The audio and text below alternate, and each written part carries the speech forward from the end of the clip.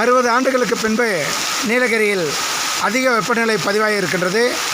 இந்த தருணத்திலே நீலகிரி வாழக்கூடிய அனைத்து மக்களுடைய மனங்களை எல்லாம் குளிர் வைக்கின்ற வகையிலே, சுற்றுலா பயணிகளை உற்சாகப்படுத்துகின்ற வகையிலே தற்பொழுது இடி மின்னலுடன் மிக பலத்த மழை பெய்து கொண்டிருக்கின்றது.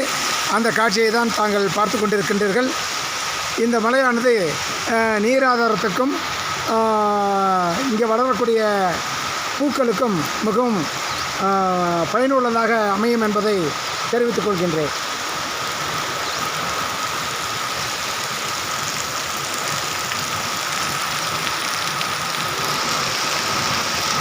வானம் மிகுந்த மேகமூட்டத்துடனும் அதிகமான மழையை பொழிகின்ற வகையில் காட்சியளிக்கின்றது.